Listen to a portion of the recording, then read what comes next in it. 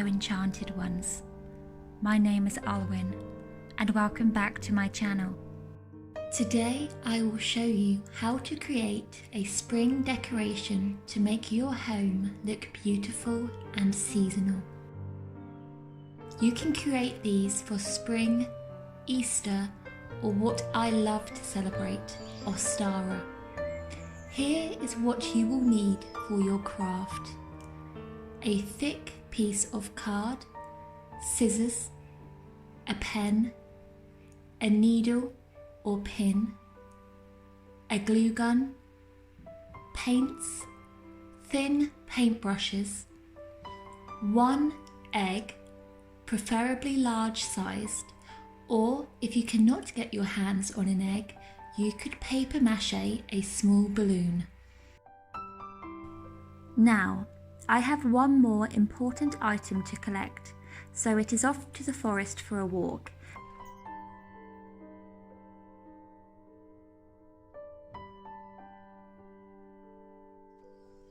And this time I am collecting sticks. The sticks will be for the base of the decoration, and the decoration you are going to be creating is the duplicate of a bird's nest. You are looking for dry, different sized sticks that have already fallen. My tip is to look for sticks that have natural curves. This will make your nest easier to construct. I also took the opportunity to gather some moss for extra decoration, being careful that there wasn't an insect already living in it, as I did not want to destroy their habitat.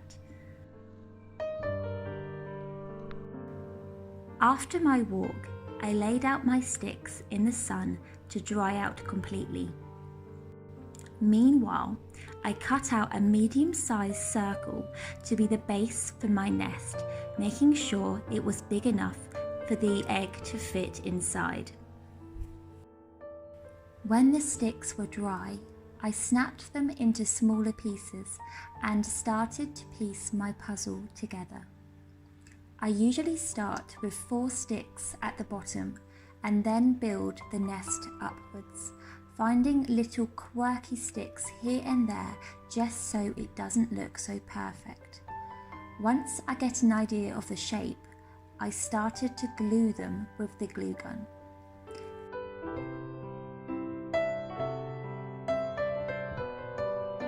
Don't forget to keep testing the egg in the nest to see if it fits.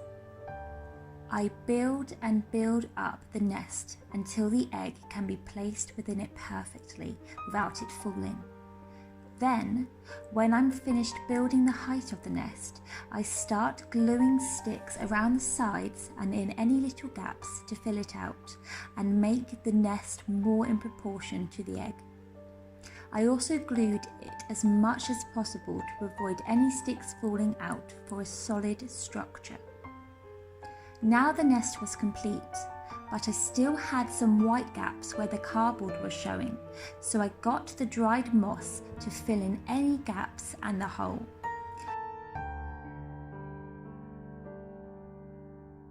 I also found a few craft feathers in which I added for extra authenticity and effect. Now you have your complete nest. It is time to move on to creating the decorative egg that will be nestled within your bird's nest. The egg is going to be a long-lasting decoration, so you don't want the yolk or white inside. I used a needle to create tiny pinpricks either side of my egg. On the larger side of the egg, that will be faced down, I put my needle inside the hole only a tiny way, and then I angled the pin upwards. This created a slight break in the shell, only a small break though. You are going to be doing this to allow for the contents to slide out easily of the egg. Now you need to hold your egg firmly, but not too tight. Get out a small bowl and start blowing on the small pinhole side of your egg, and the contents should start flowing out. You may need to give it a little nudge here and there to get it all out. And once it's all out and light and you can shake it, you are ready to paint. If you don't know what to paint on your egg, look around you. Think about inspiration you have had recently. I thought back to my walk and how the forest in some parts looked so pretty and fairy-like. I could picture little wood elves living there. I love creating a story whilst I paint. So I thought of her character, where she lived, and what she did there. My character was a lonely wood elf who lived in a hollow tree house amongst fir trees. I named her Ivy, and she lived a humble, carefree life. She was an elf who would go about her day-to-day business by foraging for vines or nettles in which she would eat or make into a hot tea. She loved to listen to the birds and the forest, understanding how it felt and seeking any help to anything in trouble. One day she was out foraging when she heard a cry, but it wasn't the cry of a human, it was the cry of a bird. Upon closer inspection, this bird wasn't fully grown. It was a minute baby robin that had tumbled out of his nest. As she looked up, she saw the nest in which the bird had fallen, but to her horror, she could also see a bird of prey circling and soaring above. She immediately knew what had happened to the mother of the infant. To protect the bird, she picked it up and huddled it in a dock leaf close to her. The bird sensed Ivy's good nature and immediately stopped crying. Ivy took the baby back into her home and started to wonder what to do with this motherless baby. Later that day, when twilight had set in, Ivy left her treehouse with an idea. She took the baby to a lost part of the woods. A part of the woods she knew there were other robins nesting. At first glance, the nest she saw looked empty. But as she grew nearer, she heard the little cries of so many tiny baby birds. She climbed her way up the mossy tree and looked inside the nest. The mother was not there at present. It seemed like she was out to get food. Gently, she nestled the baby amongst the other newborns. Ivy looked at the baby bird's sweet face before she left the nest. She hoped the mother would accept this new innocent life as one of her own. She watched from afar when the mother returned and could see the mother gracefully feeding all the birds, including the orphan.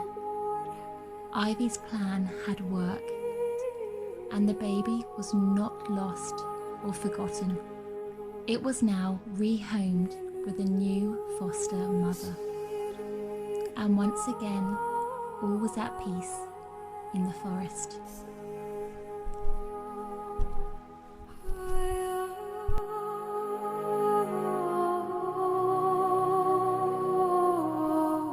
Once the egg was done, as a final thought, I added crystals to the nest just to give it that extra feel.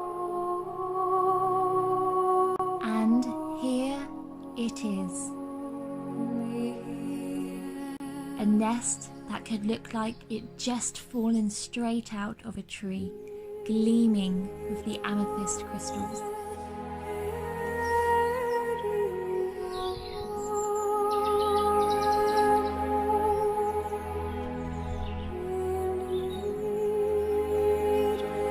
And the enchanted egg that was nestled inside. I chose pastel colours for her aesthetic, and for some final touches I added white and gold to make it extra special and give her an enchanted feel.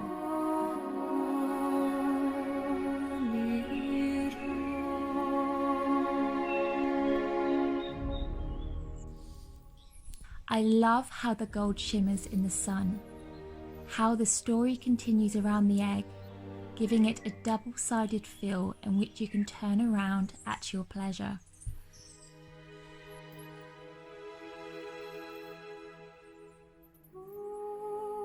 I created this in an afternoon and it was so fun and therapeutic. And you don't have to be inspired just by the forest. I have made various eggs before, each one being inspired by something different. This purple egg was inspired by an amethyst crystal. This egg was inspired by a mystical canvas I had around my house. And for this egg, I just literally went with the flow to see what I could create, and I was very happy with the result. You could also create eggs that have texture. This egg was covered with glue from my glue gun, and then I painted over it and it gave it this bumpy texture. I also added a piece of string into the larger hole I created by gluing it, and now I can hang it anywhere. And lastly, if you have any animals, you could create a double-sided egg that entails each of their personalities. And you don't have to make the nest. You can find other objects in your house to put them in. I hope you have enjoyed this video, Enchanted Ones, and I hope it has brought you joy and peace today. Thank you so much for watching. Lots of love, Alwyn.